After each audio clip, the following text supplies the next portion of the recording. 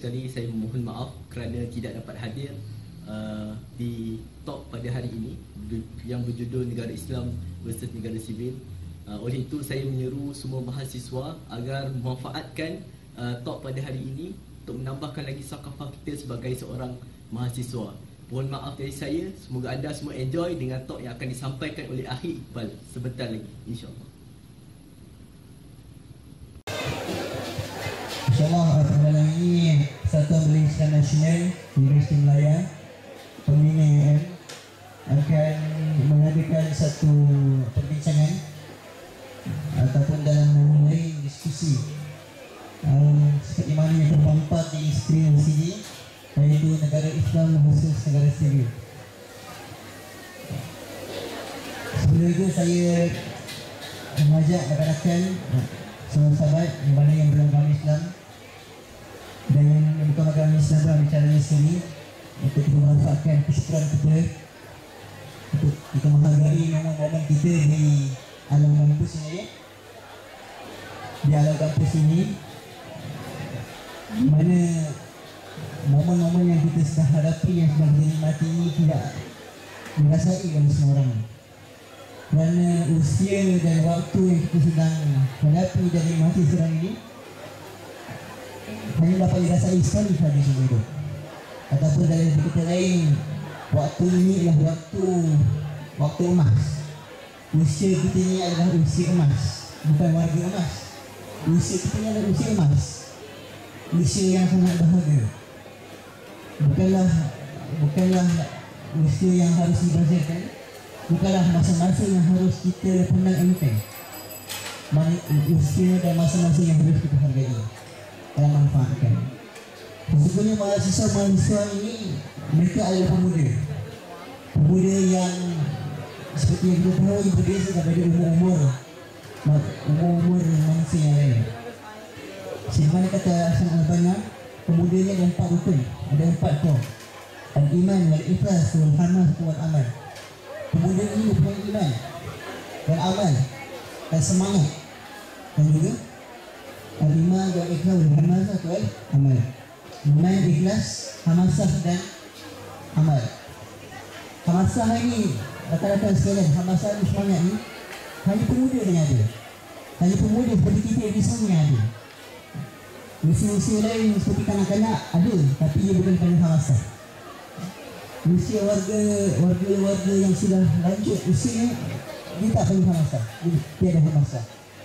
Kalau kita, oleh itu rakan-rakan sekalian, harus menghargai satu faktor, satu elemen yang ada pada diri kita ini yang tak dapat kita nafikan ini, iaitu elemen semangat.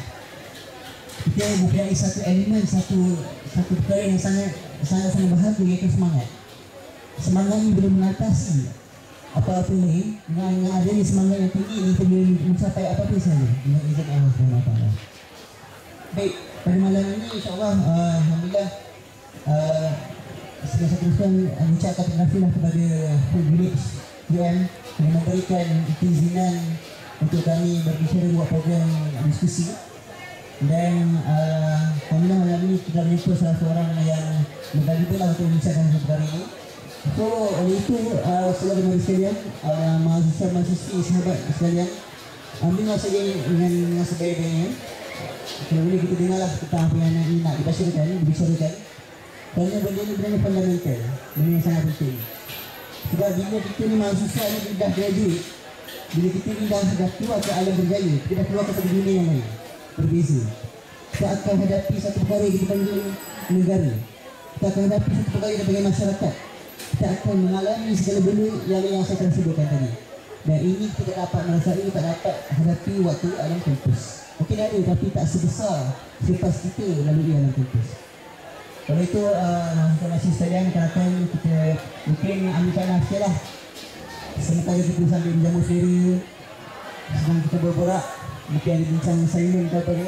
Sambil tu, kita boleh ambil masa sikit lah, kurangkan masa sikit, kita dengarkan apa yang dibincangkan oleh penceramah itu. InsyaAllah, sedikit saya terangkan tentang siapakah penceramah kita yang ke-4 ni. Beliau bernama Iqbal Hakim bin Abdul Razak, merupakan Timbalan Pengerusi Persatuan Belia Islam Nasional Kuala Lumpur. dan beliau sekarang bekerja di Bali sebagai salah seorang trainer dalam sebuah syarikat consultant. Oleh itu saya tak boleh masa lagi lah, nak memberi masa dan tak boleh masa lagi lah kepada speaker kita untuk meneruskan dengan acara kita pada malam ini. Assalamualaikum. Terima kasih kepada Bismillahirrahmanirrahim. Assalamualaikum warahmatullahi wabarakatuh dan selamat sejahtera.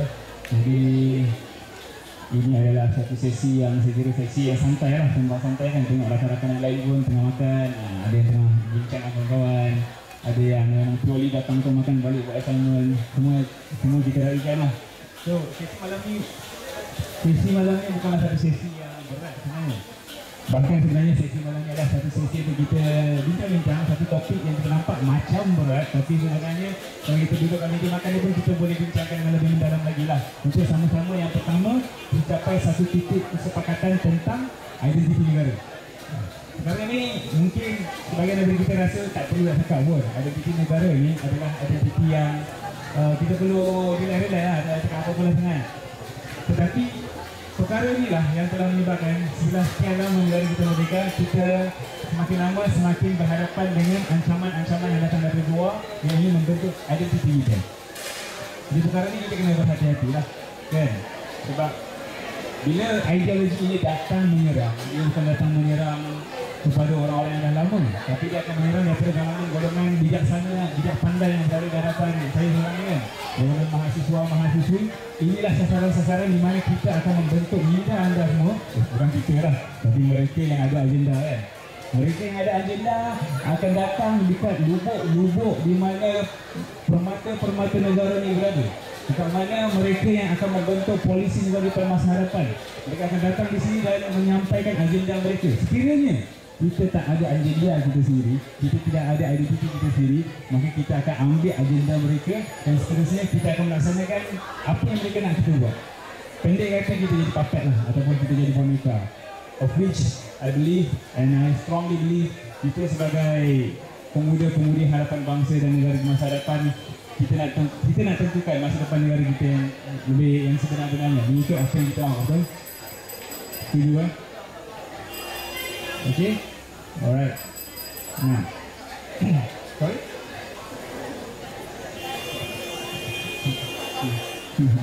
Okay.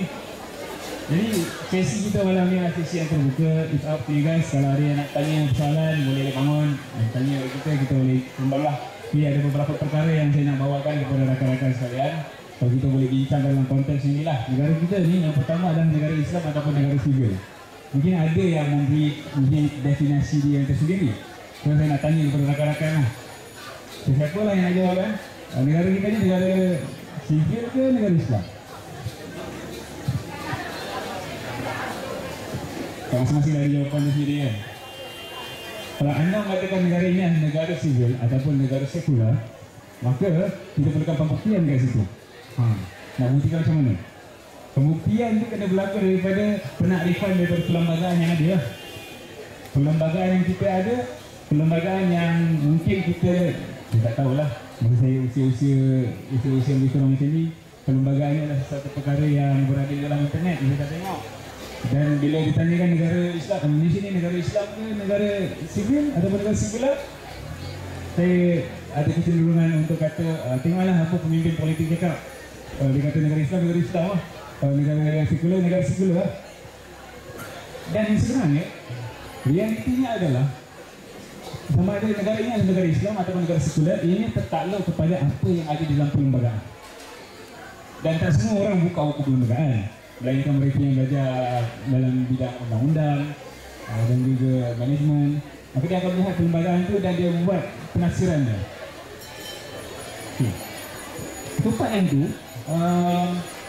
suka untuk saya katakan kepada diri saya dan juga rakan-rakan sekalian, sebenarnya penakrifan kepada perlembagaan ianya ditarifkan oleh satu kuasa yang kita panggil sebagai kuasa kehakiman. Okey, kat Malaysia ni kita tahu kita adalah negara demokrasi dengan raja berperlembagaan. Dan dalam bidang pentadbiran kita ada 3 kuasa yang mentadbir negara. tiga ruang kuasa. Yang pertama judiciary, legislatif, yang seterusnya legislatif, dan yang seterusnya eksekutif. Kalau eksekutif ni kita tengok orang-orang menteri lah, menteri-menteri yang juga kontrol-kontrolnya rakyat, ada dia punya yang berada di dalam dia punya kementerian tu, orang bekerja dengan dia tu, itulah mereka yang bidang eksekutif melaksanakan. Yang legislatif ni, legislatif adalah golongan yang berada dalam perlembagaan sana. Pemimpin-pemimpin kita lah, siapa yang kita undi sebelum ni, dia lah akan berada di dalam parlimen, dan mereka ni lah yang akan mewujudkan draft undang-undang. Dan mereka hanya mewujudkan draft undang-undang yang perlu dilaksanakan, dan seterusnya siapa yang menakrifkan draft undang-undang tersebut, siapa yang akan menentukan undang-undang itu terlaksana dengan betul atau tidak. Dan yang itulah kita ada di dalam kuasa yang ketiga, iaitu kehakiman, judiciary. Jadi para hakim memegang tampuk yang sangat, kira macam sangat power lah, sangat power untuk menentukan, untuk dia menaksirkan perlembagaan dan juga undang-undang. Jadi penaksiran perlembagaan ni tak dapat tidak. Kalau orang politik cakap macam mana sekalipun, maaf cakaplah, tapi walaupun bagaimana orang mengatakan mantan Perdana Menteri yang pertama Allahyarham Tunku Abdul Rahman kata negara sekular. Bagaimana Tun Dr. Mahathir kata negara ini adalah negara Islam. Bagaimana kerajaan politik yang lain, pemimpin politik yang lain kata negara ini adalah negara Islam ataupun negara sekular. Benda itu tidak ditarifkan daripada kata-kata pemimpin politik, tapi ianya ditarifkan oleh apa yang telah dikatakan di dalam mahkamah yang berkait dengan penakrifan perlembagaan. Itu satu perkara yang kita kena jelas dengan baiklah. Okay. So, kalau kita dah tengok negara ini adalah negara sekular, pembuktian menunjukkan daripada banyak-banyak kes yang telah disusun di dalam mahkamah, penakrifan yang diberikan oleh para hakim tidak menjurus ke arah Malaysia adalah negara sekular. Kalau orang law ni dia banyak cerita lah, kes Atikur Rahman, kes Cekso, kes macam kes lah yang mana berkait dengan penakrifan perlembagaan dalam tu. Satu perkara yang paling mudah untuk kita faham lah, dalam perlembagaan ini dikatakan dalam artikel nombor 3, Islam agama persekutuan, bukan agama rasmi dan bukan agama yang tak rasmi, tapi disebutkan dalam tu Islam agama persekutuan. Dan dari situ para hakim membuat penakrifan mereka bagaimana. Okay.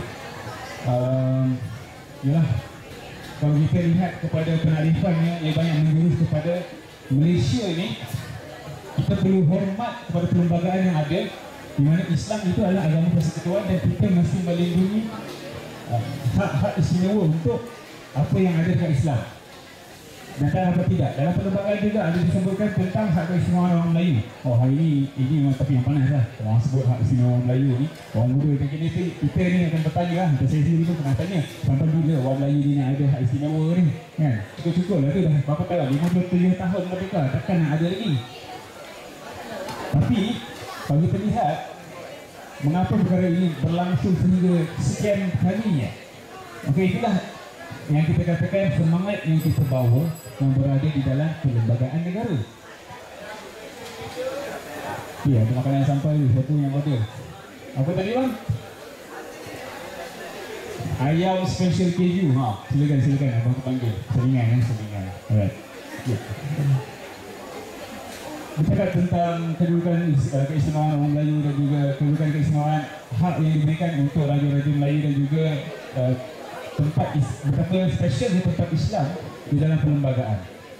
Tak dapat tidak mereka dah dimaktubkan di dalam perlembagaan dan kita kena saling hormat menghormati antara satu sama lain, dan kita accept benda ni dan kita terima perkara ni dan kita beramal menurutnya. Macam mana? Secara mudahnya, tanpa kita mempersoalkan lah tentang hak keistimewaan orang Melayu tersebut, kerana hak ini diberikan masa Malaysia dan Amerika dulu kala dengan persetujuan, dengan kerjasama daripada pemimpin-pemimpin kita yang terdahulu, datuk nenek moyang kita yang terdahulu. Mungkin bukan datuk nenek moyang saya lah, somehow kita panggil mereka adalah nenek moyang kita jugalah. Pemimpin-pemimpin yang lama dahulu, mereka duduk berbincang untuk mencapai kesepakatan kemerdekaan, dan mereka bersetuju dalam perlembagaan itu ada diberikan alokasi ataupun kita panggil diberikan special rights kepada kedudukan Islam dan juga orang-orang Melayu. Dan masa yang sama, itu tidak bermaksud di dalam penakdirkan dalam kehakiman itu juga tempat apa orang kata special rights for Islam ini tidak menghalang kebebasan orang-orang bukan Islam untuk mempraktikkan agama mereka, which is true.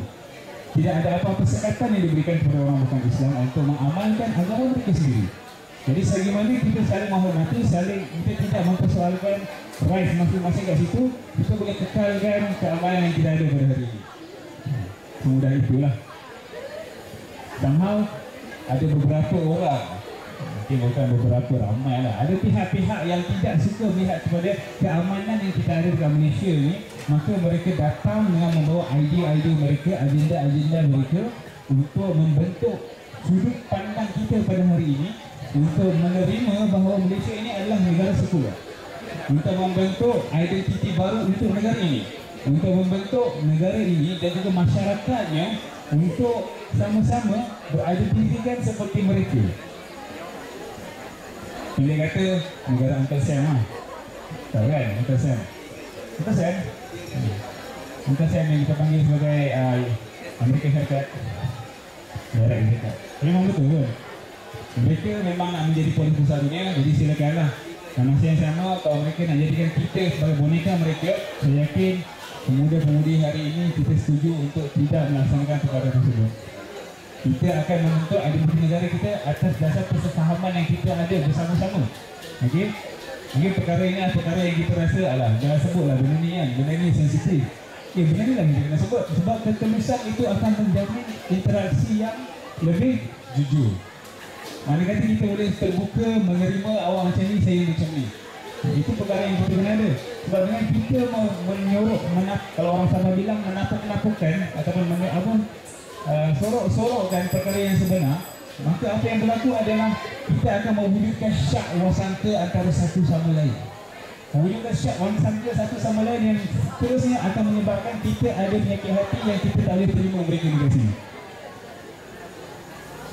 Honestly speaking lah, sebab saya lahir di Sabah, membesar alhamdulillah di Sabah untuk sekian tahun, dan kami di sana hidup dengan cara yang memang orang bilang sangat-sangat harmoni. I respect you respect me back. Kalau macam kami orang ten terawih kan, solat terawih. Jadi kawan-kawan yang lain tu dia rakan lah.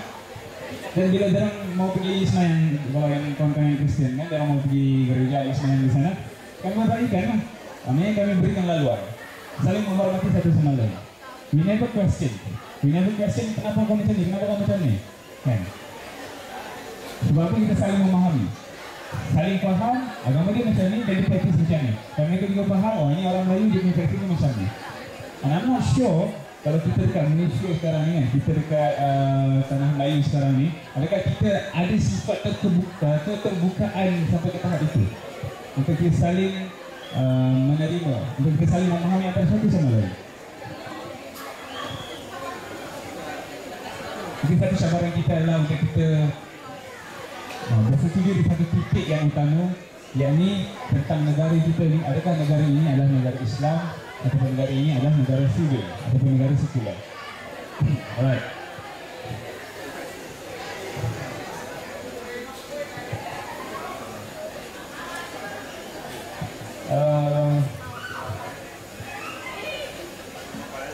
Kalau kita menurut kepada falsafah, kita falsafah pula, falsafah tentang negara sekular, secara mudahnya sebuah negara sekular ni kalau tengok nota,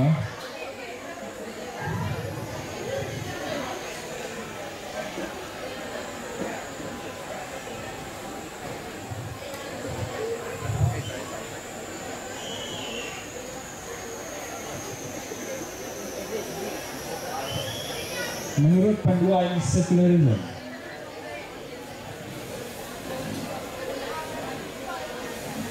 saya pilih lah sebab nota dia panjang dan bahasa dia sangat kompleks.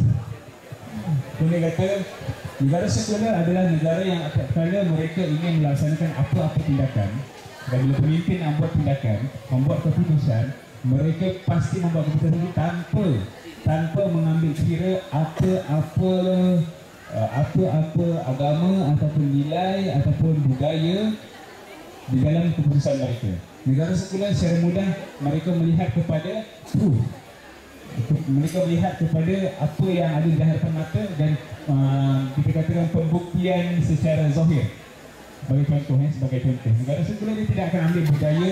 Kalau bagi kita kat Malaysia ni, kita ada kata orang, kalau kita nak buat satu keputusan apa-apa dasar dalam kerajaan, kita akan ambil consideration budaya. Kalau di Sabah Sarawak dia tengok Bumi Putra ni macam mana budaya dia, dia boleh accept tak boleh, kalau tak boleh kita tolak. Apatah lagi kalau kita dekat tanah Melayu ni, bagi lah kan. Macam baru-baru ni kes I want to touch the dog. Dan itu adalah satu perkara yang, satu budaya yang bukan budaya kita lagi. Maknanya memang bukan budaya dan kita tidak menganggap itu sebagai satu perkara yang kita perlu ambil sebagai budaya pun. Dan dalam membuat satu-satu keputusan, dalam membuat satu-satu perkara, macam kalau kerajaan dia nak ambil tindakan terhadap penganjur pun, dia akan melihat daripada aspek agama. Dia akan ambil consideration dalam perkara tersebut. Dia berbeza dengan negara sekular. Kalau dia nampak perkara ni berlaku, dia tak kisah. Contoh di negara sekular ni, kalau kita lihat orang-orang yang ada kecenderungan untuk bercinta dengan orang yang sama jenis dengan dia. Kalau negara sekular dia nampak macam ni, dan dia lihat orang ini merana sebab dia tak dapat nak praktikkan apa yang dia nak praktikkan. Kalau manajemen nampak benda tu, kepimpinan nampak orang individu tersebut dia hidup dalam keadaan dia takut sebab dia terpaksa menyorokkan diri dia daripada apa yang mereka nampak, dan orang mentakdirkan benda itu sebenarnya tak bagus. Jadi dia kata okey, kita kena benarkan benda ini berlaku tanpa mengambil kira adat Islam ataupun nilai agama mana-mana agama pun. Itu sangat berbeza dengan Malaysia kan?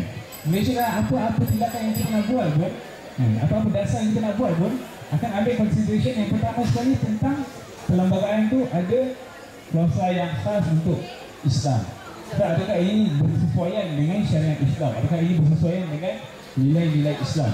Kerajaan Malaysia akan buat keputusan paling tidak pun ada kait dengan benda tersebut. Dan secara tidak langsung ataupun secara langsung kita nampak sebenarnya memang tidak boleh kita nak takrifkan negara Malaysia ini sebagai civil state ataupun negara sekular.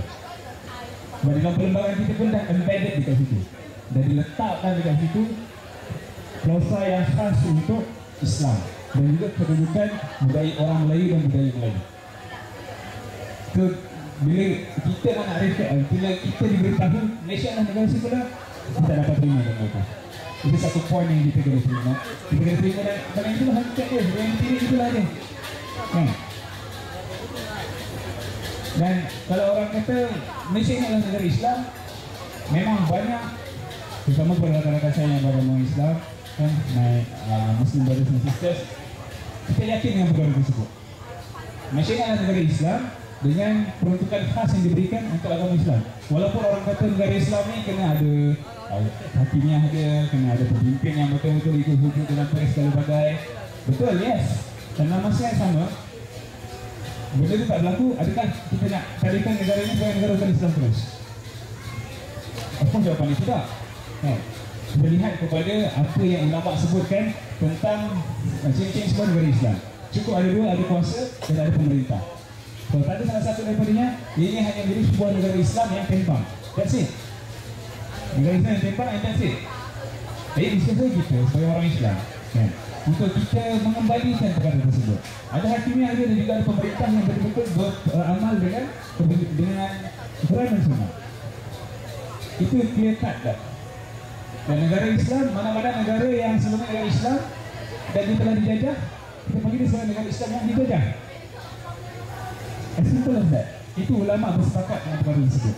Orang Islam, antara Muslim brothers and sisters, inilah benda yang kita sepakat tentang perkara ini. Dan masa yang sama, kita tidak menafikan hak-hak orang bukan Islam untuk mengamalkan agama mereka. It's up to you and you learn. Dan masa yang sama, kita learn about you and we deliver our teaching.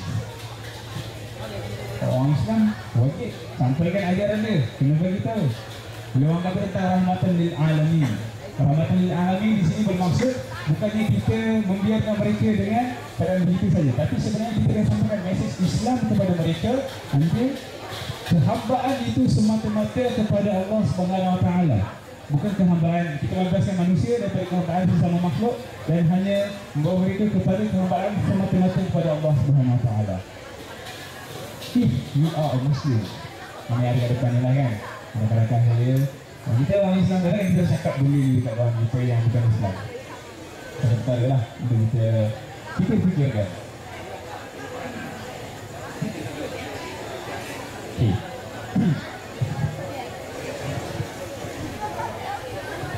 Kalau kita orang cakap kat depan ni, dia tak jadi sembang santai kan, dia jadi sembang seorang diri kan.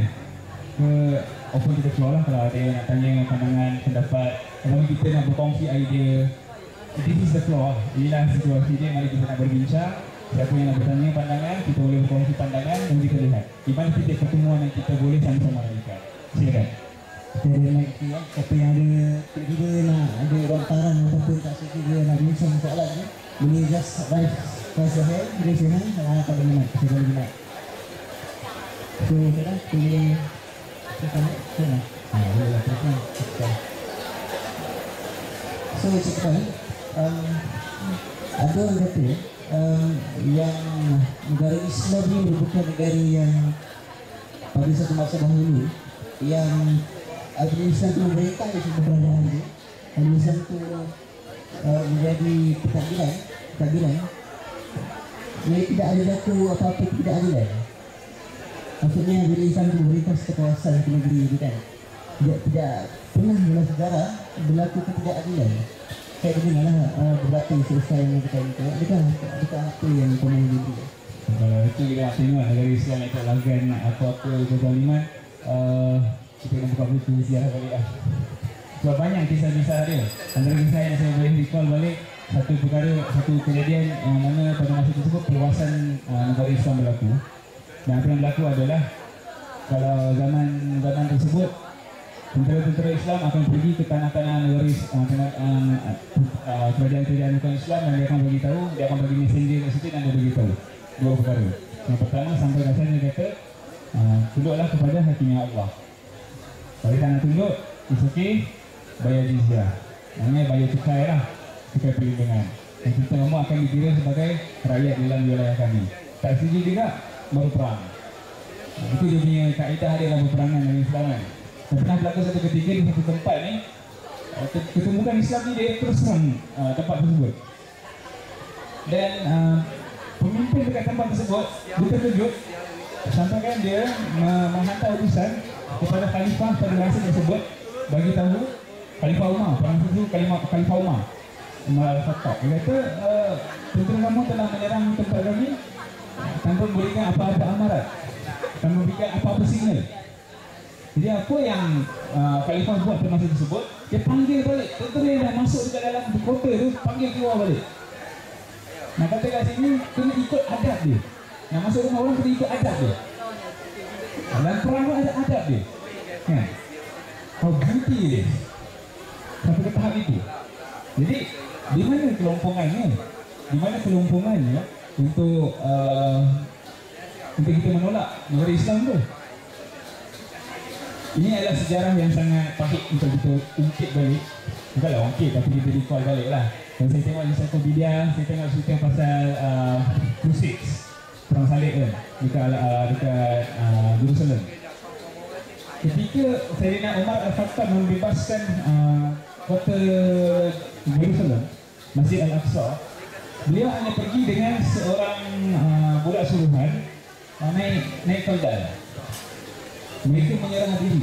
Kerana mereka tahu mereka berada di bawah pemerintahan umat Islam, mereka akan berada dalam pemerintahan yang sangat baik. Untuk beberapa tahun perkara itu berlaku dengan sangat baik. Dan ketika Crusade berlaku, ini adalah hasil nukilan daripada mereka orientalis barat yang menulis sejarah. Dia kata ketika peperangan, ketika Jerusalem itu dijajah, ketika tentera salib sampai dan Jerusalem itu dijajah, mereka lihat sangat ramai warga Jerusalem yang dibunuh. Bukan saja orang Islam, bahkan orang Yahudi dan Kristian yang menentang mereka. Dan hingga dikatakan darah di dalam kota Jerusalem itu darah berkucak-kucak. Dan sejarah telah menunjukkan lagi ketika Salahuddin Al-Ayyubi dia pergi membebaskan Jerusalem. Bahkan beliau telah kalau kita tengoklah cerita apa nama itu yang ulang dulu berlaku ni. Apa tadi? Kingdom of Heaven. Kingdom of Heaven. Kita tengok cerita tu. Memang menarik. Sinematografi dia memang sangat best dan juga kisah yang di bawah tu hampir tepat lah. Di akhirnya Salahuddin telah membuat satu treaty. Dia serang kota tu sehingga tembus. Dia telah membuat satu perjanjian. Dia kata okey, orang tua, kanak-kanak dan perempuan dari kota ini anda dibebaskan. Anda boleh keluar. Anda boleh cari asylum kalau anda tak nak tunduk kepada undang-undang Islam. Dan bila ditanya kepada Salahuddin, kenapa buat macam ni kan? Simply said, because I'm Salahuddin. Pendek kata adalah kerana mereka berpegang dengan ajaran Islam dan mereka mempraktikkan sebenar-benarnya. So itulah yang kita panggilkan rahmatan lil alamin. Maknanya kita membawa rahmat, kita nak membebaskan manusia ni daripada kehambaan kepada manusia, kehambaan makhluk kepada makhluk, semata-mata kepada kehambaan makhluk kepada pencipta. Clear tak? Terima kasih mencerahkan dulu. Cuma ada satu pernah ada yang menjadikan kalau kita di negara Islam, mengapa kita tak mengamalkan kehadiran ataupun bagaimana tak mengaplikasikan Islam itu sebenarnya? Adakah layak untuk dilakukan penelitian atau pelbagai ini kan? Itu yang kita katakan disebutlah tadi sebenarnya dia negara Islam yang pincang, dipempang.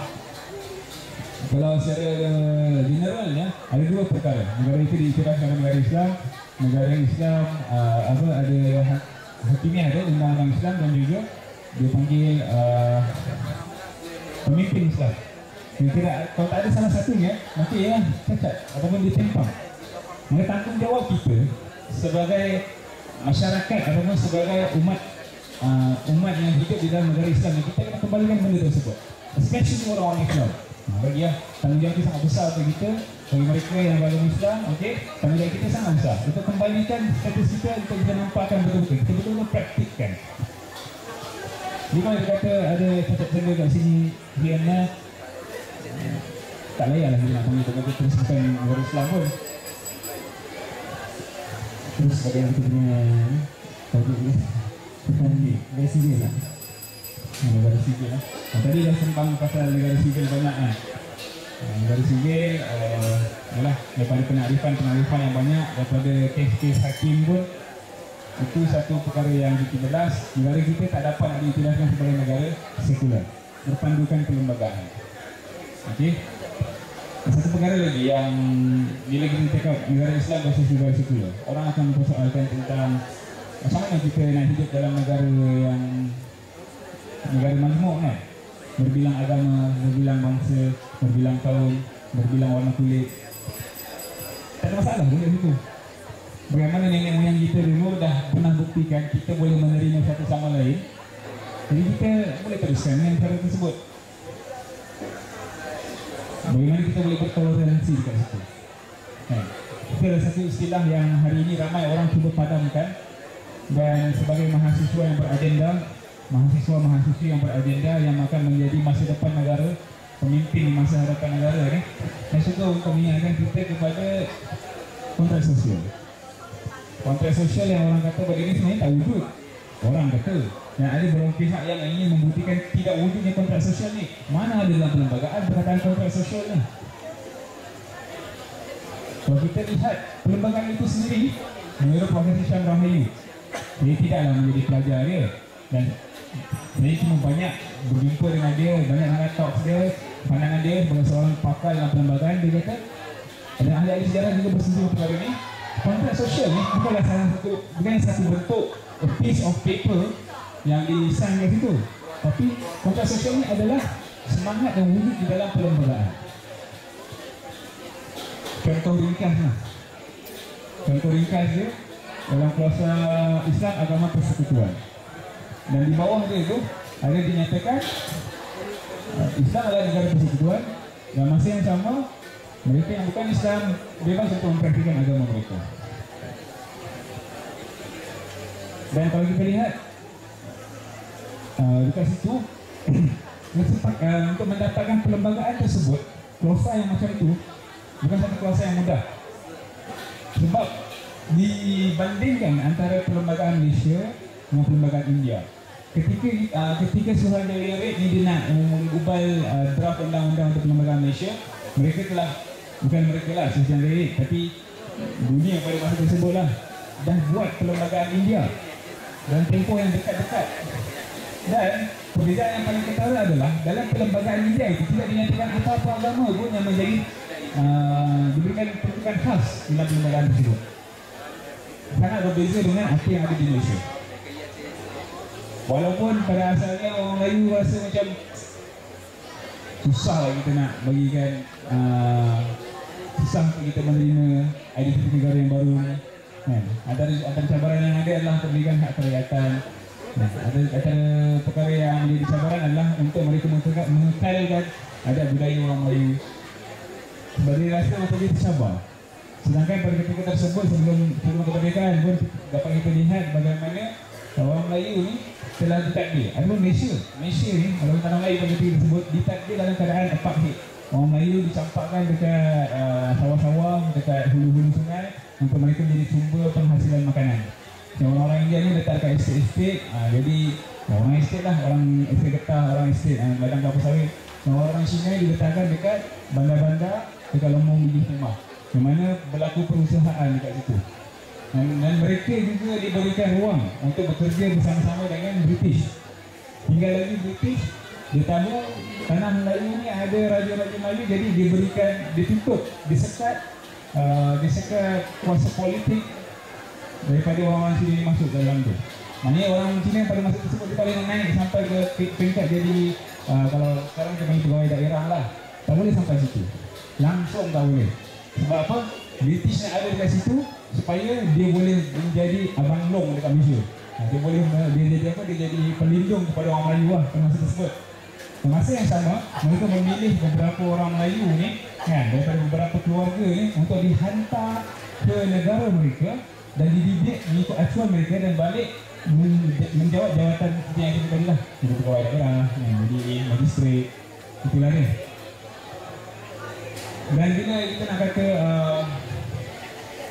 pada masa tersebut orang Melayu rasa sangat terancam.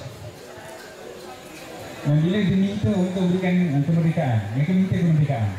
Pada masa yang sama, orang Cina, India juga minta kita nak merdeka, kita nak dapatkan hak rakyat yang sama juga. Dia orang Melayu sebagai tuan tanah pada masa tersebut rasa sangat-sangat tercabar.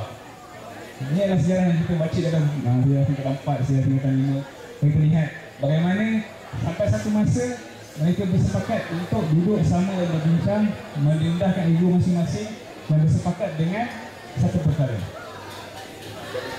Yang ini kita berikan hak semua untuk orang-orang Melayu.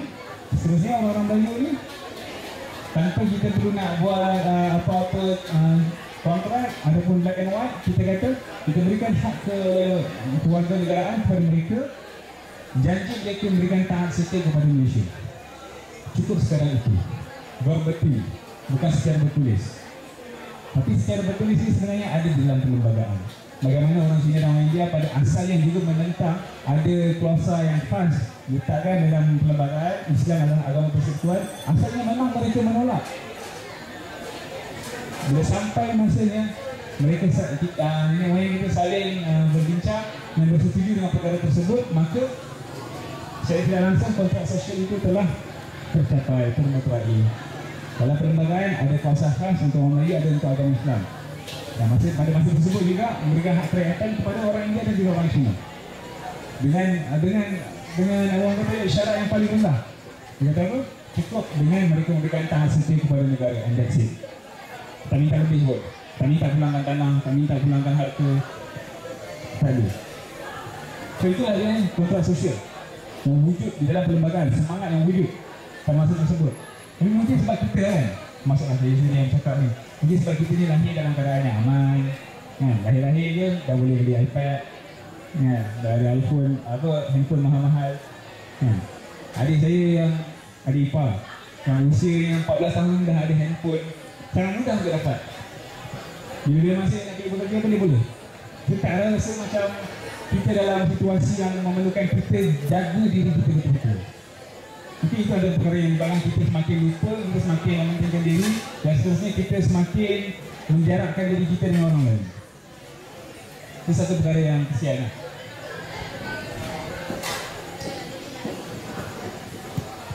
So mungkin ada yang nak mencelah ataupun beri ataupun pertanyaan, soalannya apa?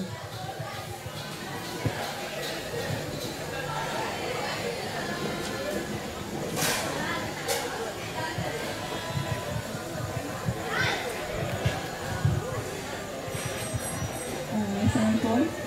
Saya ada 3 soalan.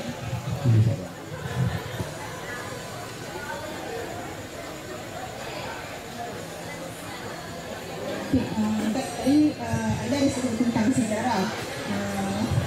Dalam perjalanan Islam lah, Khalifah Islam dan sebagainya. Biasanya kalau kita tengok dalam banyak-banyak ada Abbasiyah, Uthmaniyah dengan Umayyah, Umayyah. Berapa ramai sangat pemimpin Islam yang benar-benar ikut betul-betul macam mana nilai-nilai Islam itu sendiri. Kita kenal siapa? Muhammad Al-Fatih, Umar Abdul Aziz. Tapi macam mana pula dengan yang lain? Kalau kita tengok keempat-empat imam mazhab kita, Imam Syafi'i, Imam Hanbali, Imam Hanafi, Imam Maliki, semua pernah kena penjara dengan kuasa autoriti.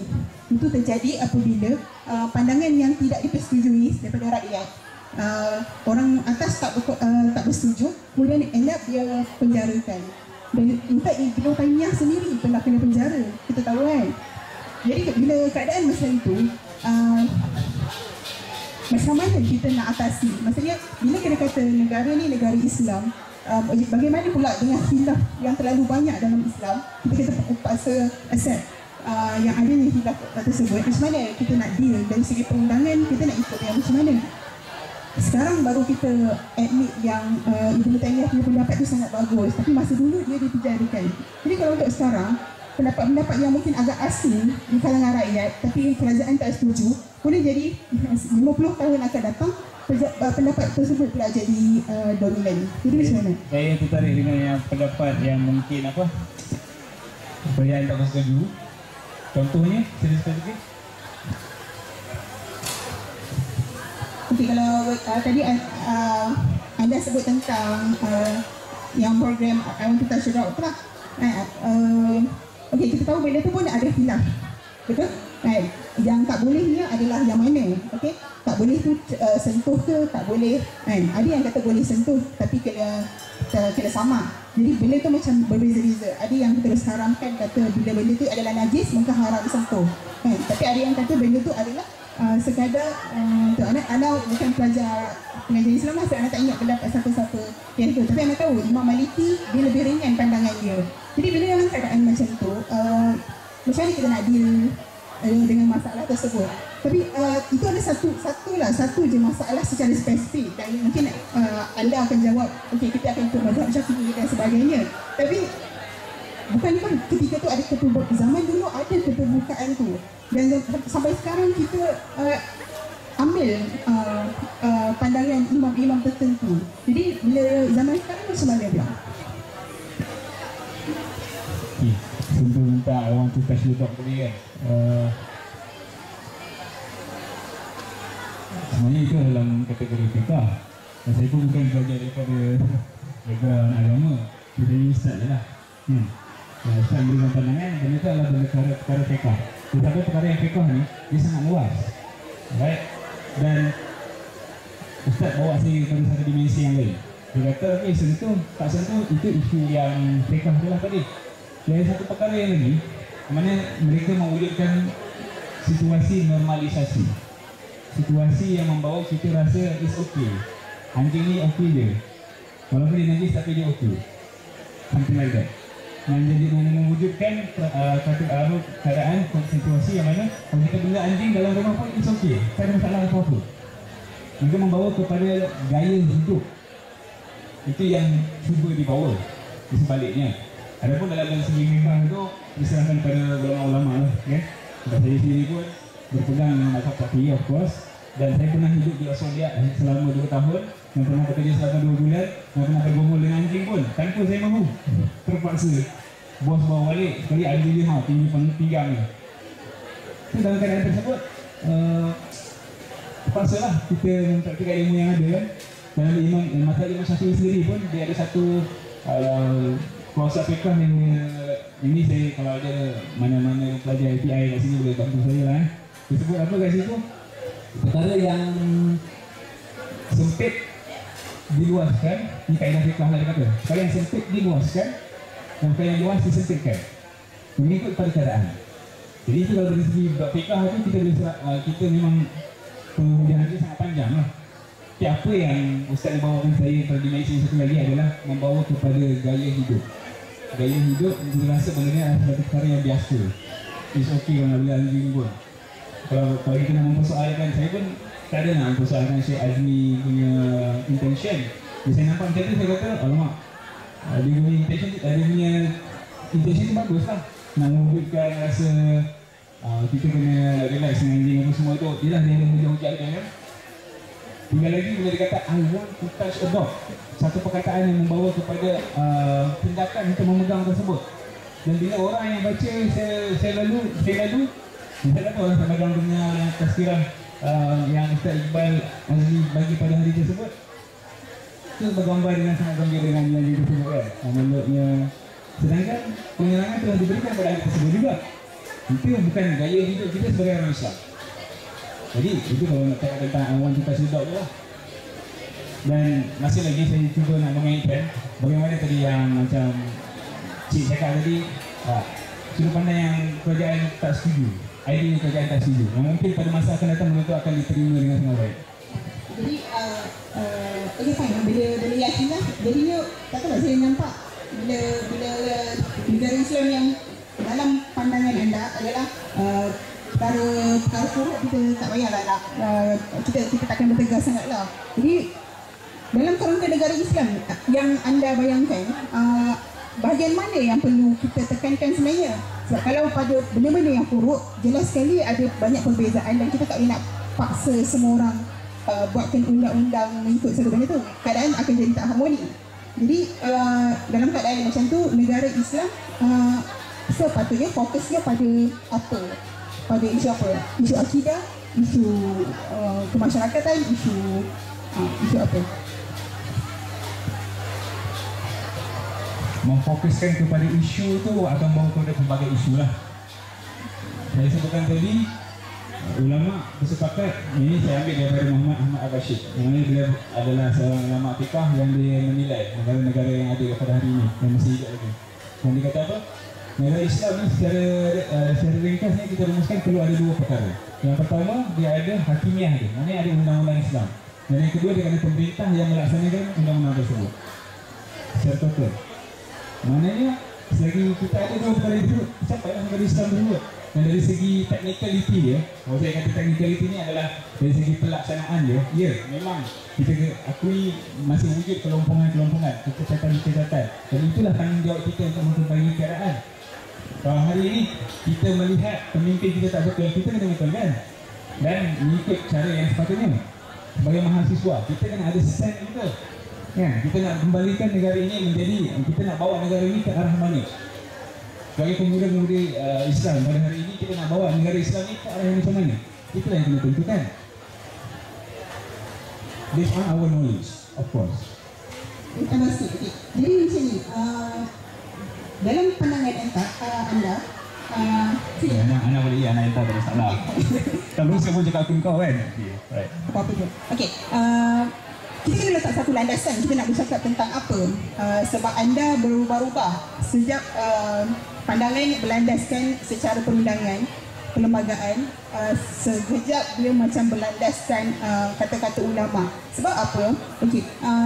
Satu-satu peruntukan yang ada yang mengatakan yang anda claim negara ini adalah negara Islam adalah artikel dalam perlembagaan yang kata negara Malaysia adalah negara persekutuan kan. Negara persekutuan bukan negara Islam kan. Dan agama lain boleh dipraktiskan dan sebagainya. Okay, tapi dalam masa yang sama, anda juga berkatakan negara Islam, kata-kata ulama perlu ada hakimiah dia, perlu ada orang yang melaksanakannya.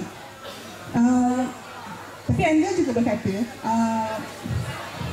kehakiman yang ada dalam Malaysia ni tak berapa ikut yang seperti mana yang ulama punya saranan dulu lah kan.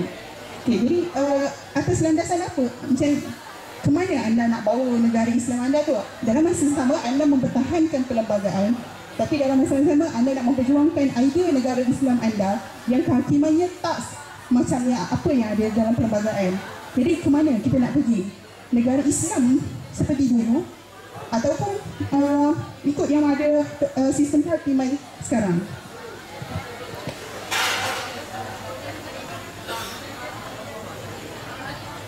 Adakah perlembagaan itu bercanggah dengan hakimiah syariah? Obviously kalau dalam perlembagaan tak ada sebut tentang hudud. Bukan mesti. So hudud hudud pun satu perkara yang teknikal lah dalam satu pemerintahan. Dan kalau kita lihat khususnya yang dilaksanakan oleh kerajaan negeri Kelantan dan juga mendapat sokongan daripada kerajaan persekutuan untuk mewujudkan gerak kerja teknikal pelaksanaan hudud di Kelantan. Ini satu perkara yang kita nampak, satu rahmat lah. Maknanya orang Islam dah nampak satu titik kesepakatan. Kita nak bawa benda itu ke hadapan. Kita bukan kata satu berita gembira dan ada usul untuk ke arah itu. Kalau kita katakan hari ini perlembagaan secara total tak ada, based on daripada pembacaan saya lah, tak ada pun yang canggahan secara total. Bahkan memberikan peruntukan yang khas kepada Islam di dalam perlembagaan. Dan semangat itu dapat kita wujudkan. Dan kepada kita lah untuk kita menakrifkan perkara tersebut dan membawa orang lain juga untuk menakrif kepada negara Islam yang sebenarnya berpandukan ulama, of course. Dan kita dah, apa yang dah sedia ada sekarang ni kan, negara Islam bukan negara Islam yang sempurna, pendek kata. Dan kita punya tanggungjawab sebagai pemuda-pemudi untuk membawa negara ini kepada kesempurnaan negara Islam tersebut. Dan ini akan masa yang sangat lama, of course. Ya, bila anda sebut tentang dan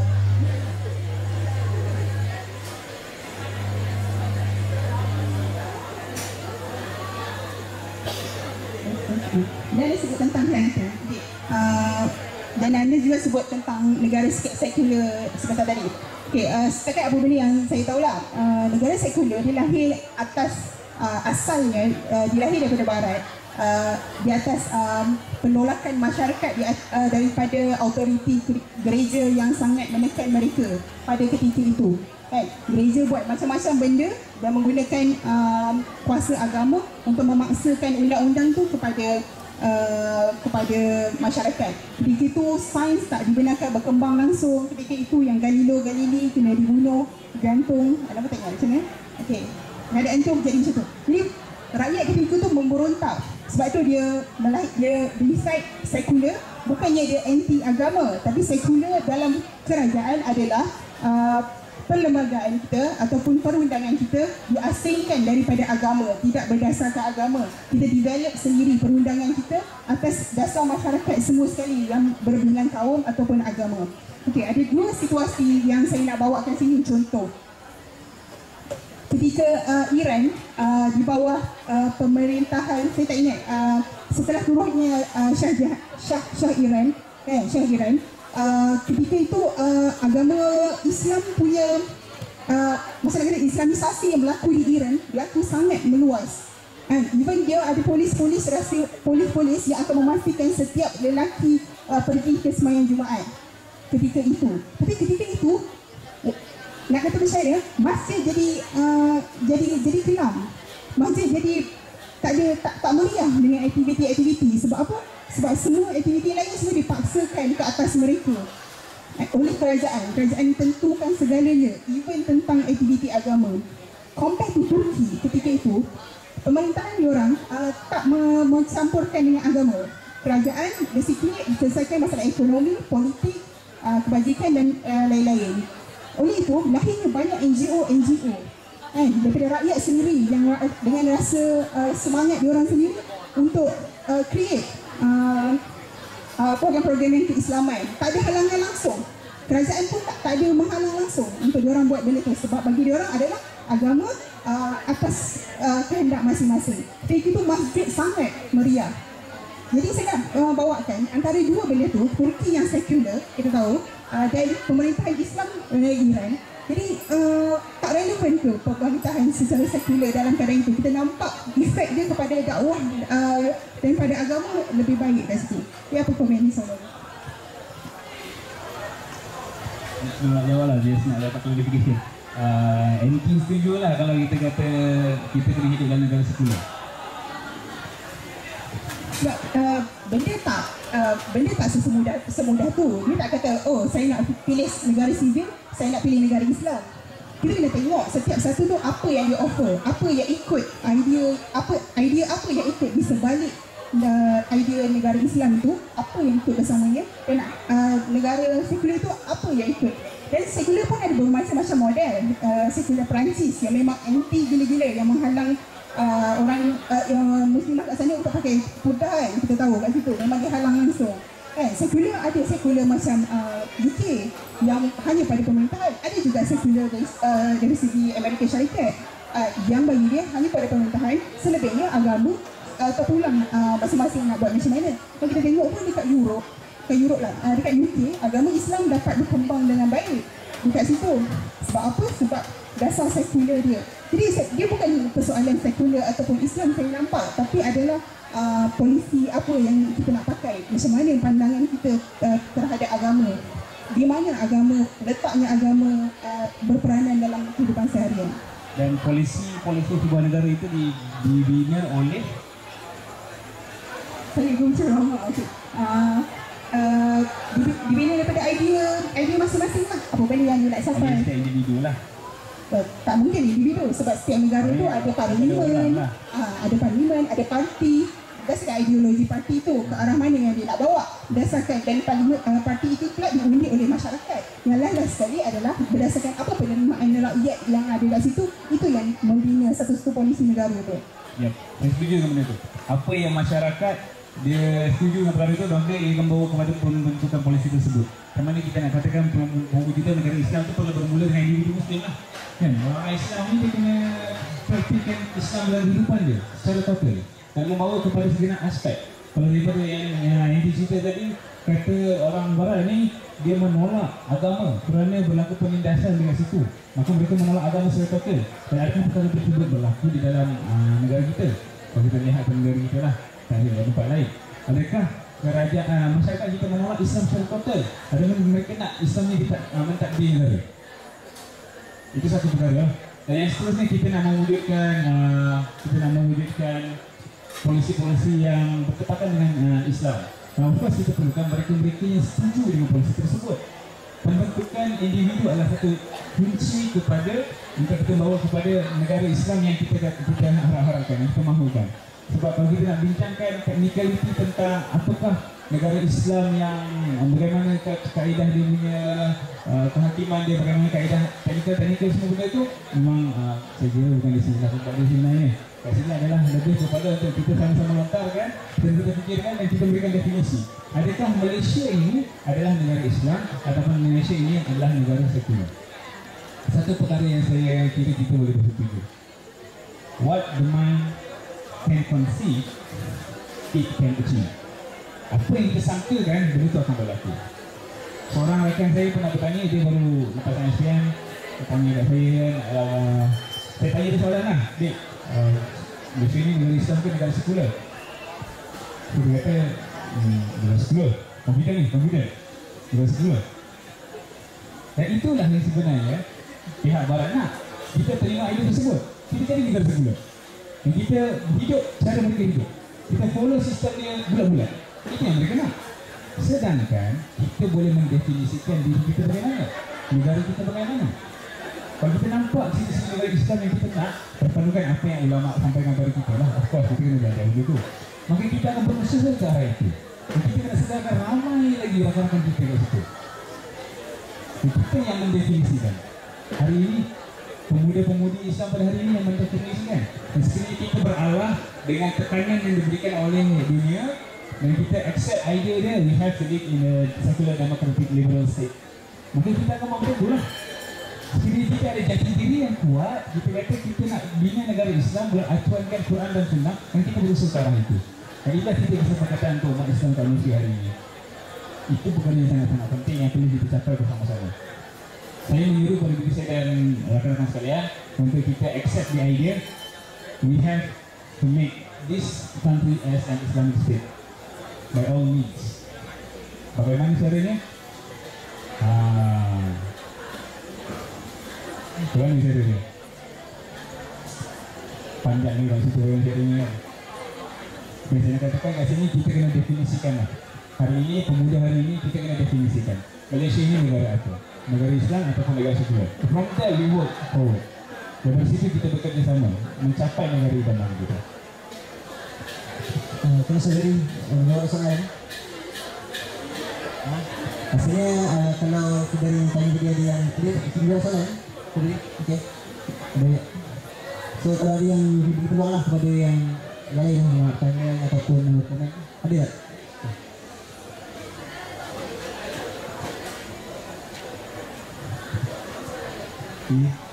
Bismillahirrahmanirrahim. Assalamualaikum. Nama Kemana Lukman Hadi Wazlan. Jadi Ana nak tanya, yang Ana sebenarnya melihat masalah dalam negara kita ni ialah masalah autoriti ilmu. Jadi Ana melihat yang sebenarnya dia menjadi masalah bila masyarakat ni dia tak boleh accept ulama as sumber rujukan dia orang. Macam seolah-olah macam kalau dia orang nak betulkan gigi, dia orang sakit, dia orang akan accept bila okey, kau sakit kan, kau kena jumpa dengan doktor, okey. Okey, jadi dia orang accept tau. Dia orang accept. Jadi kalau kau nak belajar, kau kena pergi sekolah. Okey, dia orang accept. Sebab apa? Belajar tu kena jumpa dengan cikgu kan. Tapi bila dalam bab hukum agama, masing-masing fikir masing-masing pandai tau. Masing-masing fikir macam masing-masing baca kitab. Masing-masing boleh nukilkan pendapat dia orang based on apa yang dia orang baca. Jadi tengok itu masalah dia.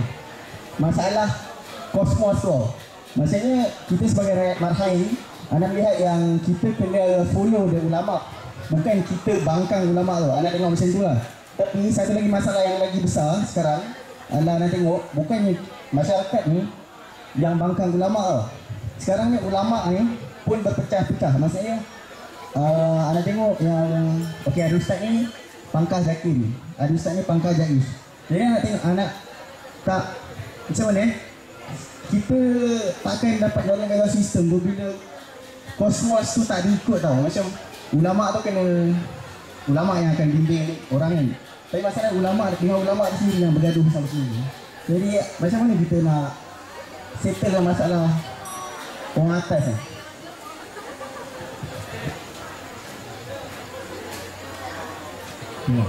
Terima kasih Luqman kerana mengutarakan pandangan tersebut. Hanya kalau kita settlekan hal ulama ni persoalan yang besar lah. Jadi saya untuk jawabnya, macam mana kita nak settle dengan ulama tu? Saya pun tak ada dia. Jadi Marhin, pada saya adalah macam mana kita nak settlekan di kalangan ulama tu. Apa yang pasti, saya berpegang dengan pandangan bahawa bahawasanya kata-kata setiap manusia itu kita boleh terima dan kita boleh tolak. Dan hanya kata-kata Nabi Muhammad SAW saja yang kita accept.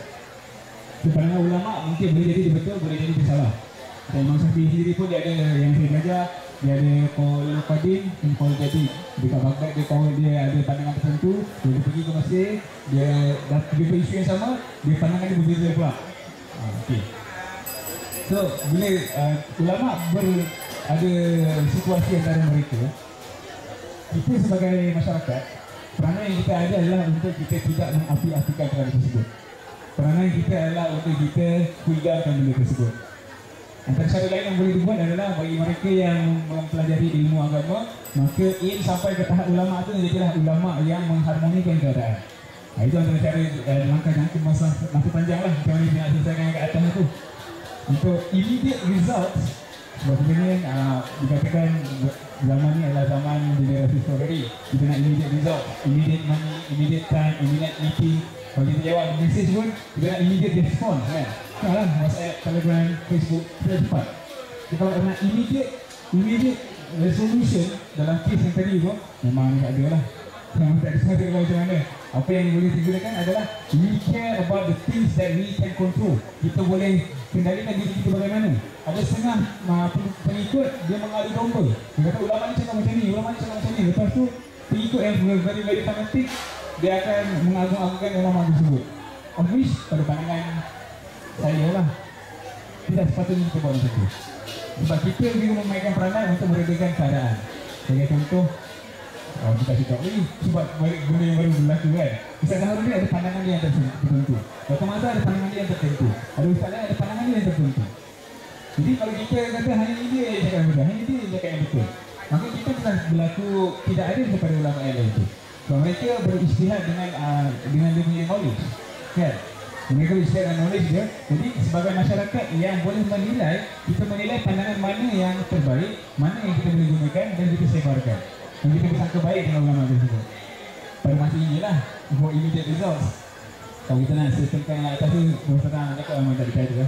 Sebab memang kalau ulama boleh kalau rahim. Dan I think kalau masa that's what I do. Okay, soalan buat kanan. Kita kali para hadirin yang ingin melontarkan satu pandangan dan soalan, komen kat studio. Kalau tak ada, saya teruskan dengan beberapa soalan yang saya dapat juga lah. Ada tak? Anda hanya perlu mengangkat tangan saja. Mic ni akan terus ke tangan anda. Ada? Ada? Ya. Baik, Cik Iqbal. Ini saya. Kami beri soalan lah. Okay. Assalamualaikum. Waalaikumsalam. Saya ada satu soalan. Okey. Apakah maksud negara rahmat? Adakah apabila orang buat tak baik dengan kita, terutama bukan Islam, tetapi kita balas dengan kebaikan atau macam mana? Ada kaitan dengan rahmat yang Allah ni ke? Rahmat Nah, saya ada soalan lah. Ya, silakan. Negara rahmat, kalau kita lihat takrifan rahmat itu sendiri, daripada sudut pandang seorang Muslim, kita kena lihat rahmat ini adalah dengan kita membebaskan kehambaan manusia terhadap kehambaan makhluk pada makhluk. Kita bebaskan makhluk ini daripada kehambaan sesama makhluk kepada kita bawa kepada kehambaan kepada Tuhan yang satu. Itu adalah rahmat. Bila kita nampak negara rahmat, kita boleh takrifkan sedemikianlah. Maknanya kita bawa masyarakat di dalam negara tersebut untuk submit, untuk kita tunduk kepada undang-undang daripada pencipta yang satu, paling tidak.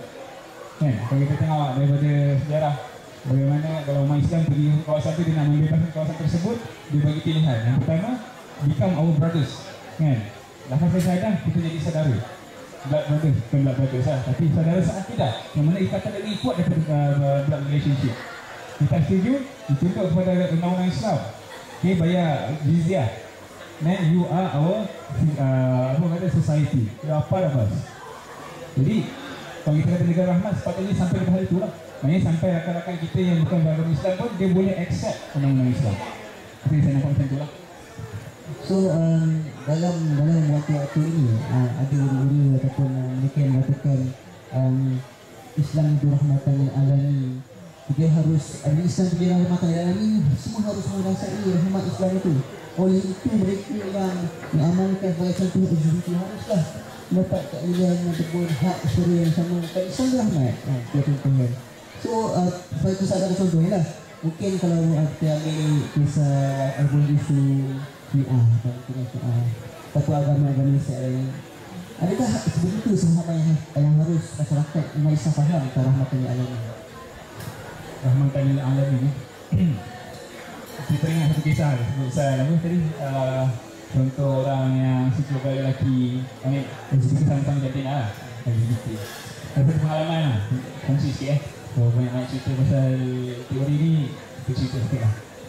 Saya dulu masa belajar di Dallas College, tak ada kenderaan. Jadi kalau nak balik jumpa mak dekat KL, naik train lah. Daripada kondo tu jalan kaki pergi kat stesen komuter Sri Sutra, naik train pergi KL. During this one fine day, saat suasana yang hening di petang hari, burung-burung berterbangan, begitu saya berjalan seorang diri lah menuju ke stesen tu. Saya ditegur oleh seorang abang yang lembut, rambut dia panjang paras bahu, dia bawa handbag, pakai baju belang-belang, Dan ditegur dengan nada yang lembut lah. Ditegur saya. Dan saya jumpa dia, oh okey, oh my god, sekarang tiba kan. Kita pun rasa itu terancam lah. Tapi dia pun rasa insecure. Sebab dia dah selalu dengar orang cerita benda tak best kat orang. Dan dia pun rasa macam, okey, kena hati-hati menjauhkan diri.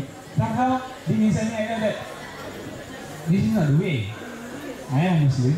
I have that tanggungjawab untuk berdakwah kepada dia. So, gunalah kapasiti yang ada.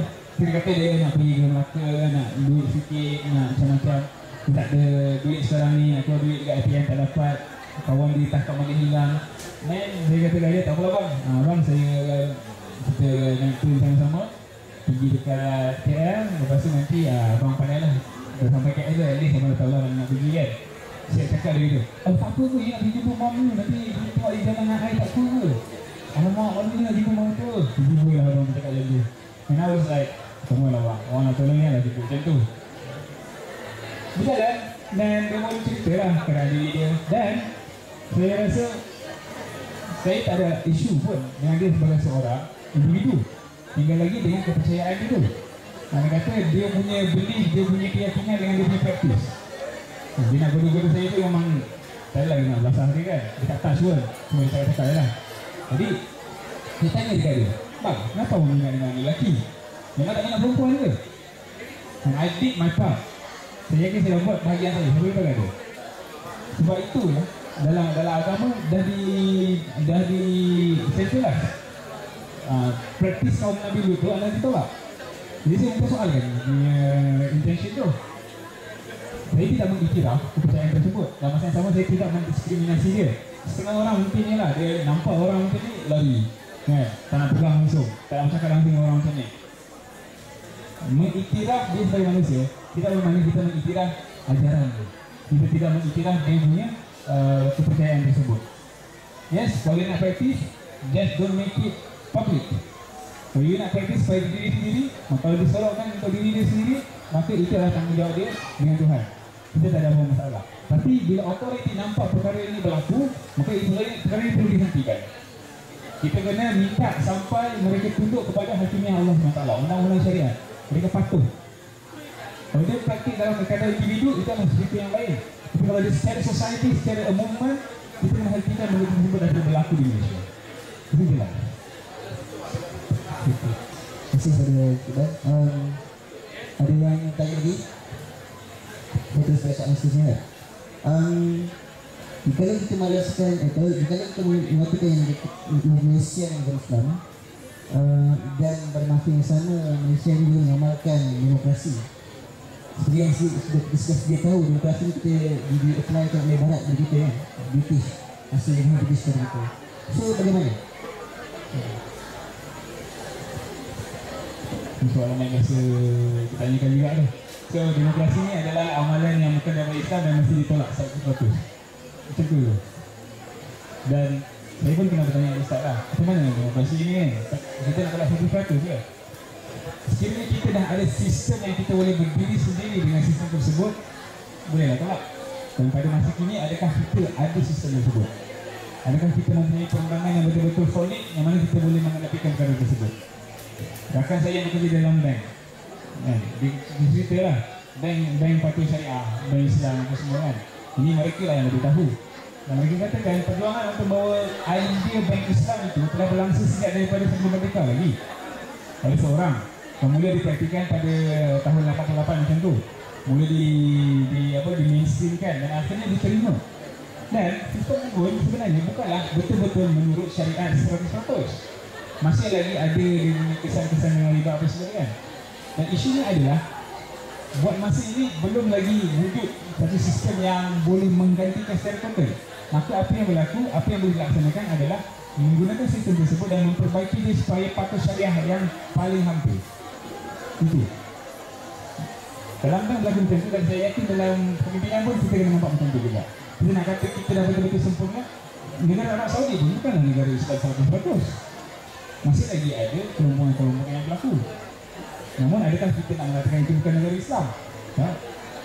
Sebab ulama' dah menggariskan kat situ. Berlaku kepincangan, maka negara itu tetap negara Islam. Cuma ini negara Islam yang mungkin dijajah, dan mungkin negara Islam yang belum sempurna. Itu sekadar itu. berkait dengan hidup. Berkait dengan hidup lah kan. Dengan Tentang hidup lah. hidup. Hidup. Saya pernah dengar timbalan mesti kan, tak pasti lah kalau di Perak. Mereka yang rasakan hudud itu belum lagi sesuai lagi dilaksanakan, mereka haruslah berusaha untuk sampai masih sesuai. Tapi buat mereka yang rasakan hudud dah sesuai dilaksanakan di Malaysia, maka laksanakanlah hudud ini. Apa pendapat maksudnya? Betul tu. Betul tu. Apa lagi dia nak? Apa lagi orang boleh nak? Jadi tentang hudud tersebut kan. Bila kita nampak kita dah bersedia, masyarakat dah bersedia. Dan itu pun apa yang kerajaan negeri Kelantan nak buat pun. Sekian lama mereka berusaha dan mereka berusaha untuk mendapatkan kerjasama daripada kerajaan persekutuan ini kan. Mereka menggunakan saluran yang betul. Dan akhirnya umat Islam satu rahmat bila kita bersepakat untuk wujudkan kejahatan kuasa teknikal untuk membincangkan tentang hudud itu sendiri. Mungkin sebelumnya mungkin ada tentangan sebab tak faham, tak sampai knowledge. Mungkin mereka yang menolak pun dia nampak hudud ni potongan, hudud potongan dan sentimen ini dipermain-mainkan. Sedangkan secara ilmunya, secara teknikalnya bukan semudah itu. Contoh potong tangan. Dia kena ada nilai yang tertentu. Dalam masa yang sama, untuk hukum hudud itu dilaksanakan. Contoh saya letak telefon saya kat sini, orang curi. Nilai dia ni, masa beli dulu RM800. Boleh potong tangan lah, kalau ikut nilai dia. Tapi adakah perkara ini akan menyebabkan hukum hudud boleh dilaksanakan? Ini ustaz yang cerita dengan saya lah. Contoh mudah. Tak boleh. Sebab saya letak dekat tempat yang publik dan terbuka. Ramai orang boleh ambil. Kalau dicuri, kita tangkap pencuri tersebut, apa hukuman yang boleh diberikan kepada mereka adalah takdir. Pemimpin yang memberikan hukuman kepada mereka. Sedangkan hudud itu dia sangat-sangat spesifik. Technicality dia sangat spesifik.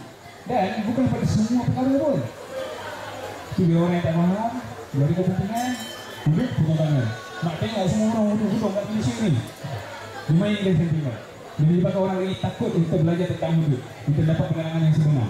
Of which salah tentang tersebut. Penerangan dari penerangan itu diberikan kepada mereka yang Muslim dan juga mereka yang non-Muslim, sehingga mereka boleh accept benda tersebut, sehingga mereka boleh terima perkara tersebut. Dan itu tanggungjawab kita sebagai orang Islam. Tanggungjawab menyampaikan dakwah dalam keadaan kita menyampaikan perkara yang mereka perlu tahu, bukan mereka nak tahu. Itu satu perkara lah. Ini betul lah statement saya ya. Hudud bukanlah segala-galanya dalam syariat, tetapi hudud itu menjadi indikator siapa yang tolak syariat. Betul. Hudud bukan segala-galanya, tapi hudud itu menjadi indikator siapa sebenarnya yang tolak syariat. Dia betul pada pandangan anda lah. Pandangan orang akan berbeza. Hudud bukanlah segala-galanya, saya pun tak berkomen kat situ. Dan hudud adalah indikator pada mereka yang menolak syarikat. Itu ada voltage dia. Itu dia punya yang itu. Baik, hadirin siapa yang ada persoalan? Ada? Apa-apa pertanyaan tentang negara Islam negara sivil sebelum kita teruskan?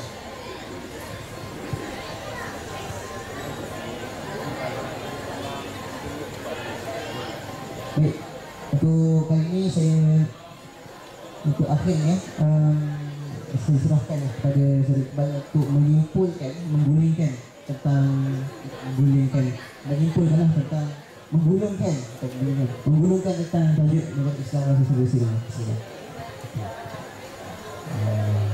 Sebenarnya kalau apa yang saya nak katakan adalah isu yang kita nak bawa malam ni bukanlah untuk mencabar siapa-siapa, tapi kita nak bawa mahasiswa kita ni untuk berfikir, untuk kita berbincangkan isu yang besar dalam keadaan yang kita boleh, dalam kapasiti yang kita boleh. Sebab cukuplah kita dimomokkan dengan mahasiswa hari ni tak berkualiti.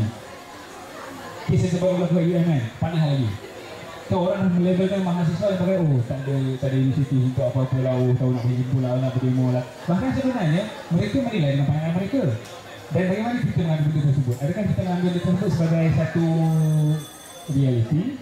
Ataupun kita mengambil itu sebagai satu motivasi untuk kita membuktikan sebenarnya kami lebih baik daripada ini. Maka kami boleh bincangkan perkara-perkara yang besar di sini. Walaupun kami mahasiswa, kami boleh membawa isu-isu yang begini. Maksudnya isu-isu yang pada satu ketika dahulu pemimpin-pemimpin negara kita pun dah buat.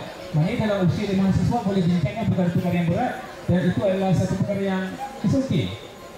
Kerana mahasiswa hari ini adalah pembuat polisi pada masa hadapan. Mahasiswa hari ini adalah pemimpin pada masa hadapan.